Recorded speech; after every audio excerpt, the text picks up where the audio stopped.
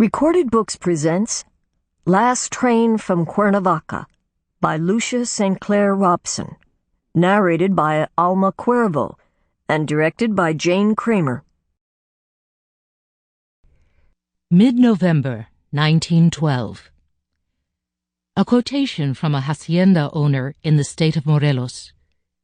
Why pay the peasant more when he will only drink away the extra money? A quotation from General Emiliano Zapata. Hitch up your pants. The road we must follow is defiance.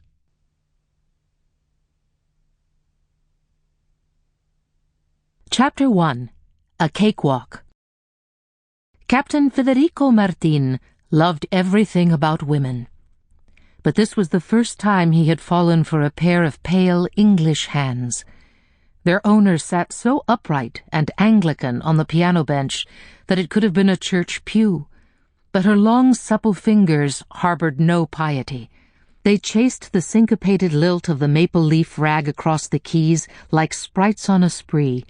Her fingers were so sure, so swift, they flouted assorted laws of classical mechanics, gravity, drag, and human fallibility. A score of couples danced the cakewalk and the one-step under hundreds of tiny lights strung like stars across the 383-year-old ceiling beams of the Hotel Colonial's ballroom and restaurant.